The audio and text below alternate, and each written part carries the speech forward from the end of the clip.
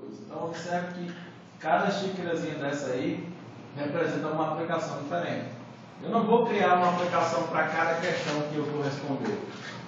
Eu vou, na verdade, criar uma aplicação que vai conter várias classes, tá certo? Então, a proposta é essa.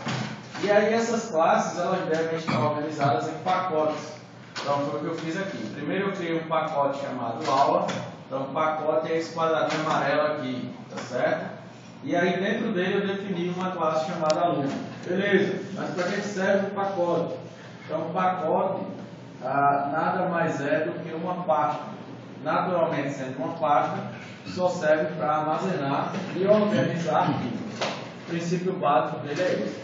Então, num projeto Java, eu crio pacotes, na verdade, para poder organizar meus elementos de código. E meus elementos de código, nesse caso específico, são classes. Dúvidas até aí? Simples, né? Beleza. Seguindo aí, eu vou definir. Evo. Seguindo aqui, eu vou definir atributos para minha classe. Então, toda e qualquer classe em Java sempre vai ser composta de atributos e métodos. O que são atributos? Atributos nada mais são do que variáveis, tá certo? Então, na verdade, é a nomenclatura que se usa quando se está trabalhando com orientação a objetos. E métodos? Métodos são as execuções daquela classe. Assemelham-se, são a mesma coisa que funções e procedimentos lá do paradigma estruturado. Alguém tem alguma dúvida sobre isso? Muito bem. Seguindo aí, eu vou definir, por exemplo, aqui um atributo nome. Tá? E vou definir outro atributo aqui, matrícula. Então, como eu falei, cada atributo é uma variável. Então, eu tenho um atributo nome e um atributo matrícula. E ambos são do tipo string. Então, toda variável em Java precisa ter um tipo de dado definido. Por quê? Porque esse tipo de dado vai definir qual é o tipo de valor que eu consigo guardar dentro daquela variável. Tem alguém que não entende isso? Muito bem. Seguindo aí, eu ainda tenho um adicional, que é, na verdade, o cara que vai definir quem vai poder ver ou não aquele atributo.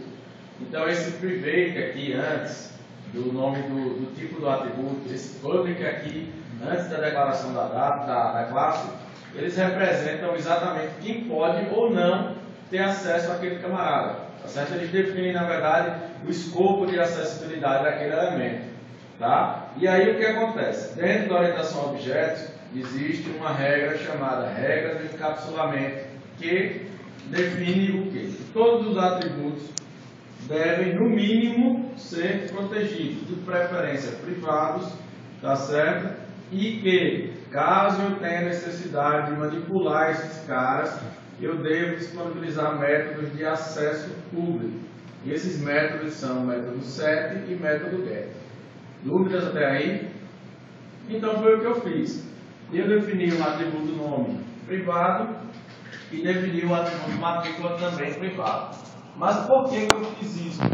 Eu fiz isso exatamente para prevenir o acesso direto ao atributo, para garantir que qualquer valor que vai entrar ou que vai ser recuperado daquela variável, daquele atributo, só vai ser do jeito que eu quero, através do método.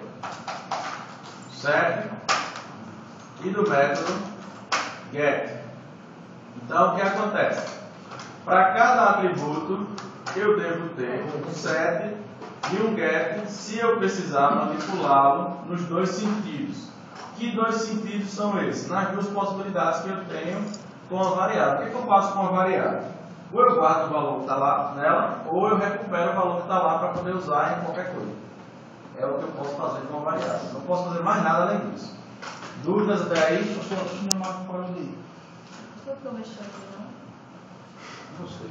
Parou de aqui. Foi, eu mexi aqui. Deve ter sido um cabo aí, Por não? acaso tirou o cabo de ir. Não, eu só fiz mexer aqui. Mas por estar mal montado. Ah, pode ser que eu virei aqui. Não. Vê na máquina do vizinho aí.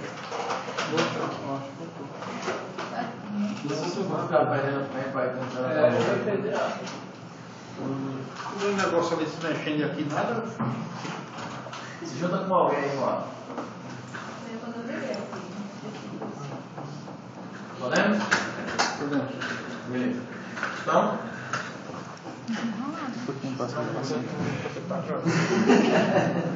Bom, continuando aí, eu defini aqui atributo nome e atributo matrícula. Obviamente, para cada atributo eu tenho dois métodos. Um método set e um método get. Se você observar, isso é uma convenção de programação, ou seja, é uma boa prática de escrita de código, tá certo? Eu sempre coloco set e o nome do atributo, get e o nome do atributo. Então, se eu tenho um atributo chamado nome, eu tenho set nome e um get nome. Se eu tenho um atributo matrícula, eu vou ter um set matrícula e um get matrícula. Tem alguém que não entendeu o que eu fiz aí? Beleza, então já entendi que eu tenho que ter um set e um get. Lembrando que esse eu tenho que ter é relativo, ou seja, depende da utilização daquele atributo. Tá? O fato de eu não ter método getSet para aquele atributo não quer dizer que a minha classe está errada, não. Quer dizer apenas que eu não vou conseguir acessar aquele atributo lá de fora se ele for privado. Tá certo? Então, se eu preciso manipular, ou seja, se eu preciso trocar os valores daquele camarada ou receber os valores que estão lá, naturalmente eu vou precisar de método setGet para isso. Dúvidas? Muito bem. Logo que a gente já definiu os atributos e já definiu também setGet para cada um desses caras, a gente agora vai destrinchar o que quer dizer cada método deles. Então, por convenção, set é o método utilizado para informar ou para atribuir um valor àquele atributo específico. Tá? Então, o método set ele recebe normalmente um argumento e ele tem valor de retorno nulo, ou não possui, na verdade, um valor de retorno válido. Logo, a gente usa como valor de retorno o termo void, que representa isso, ou seja, o valor de retorno nulo.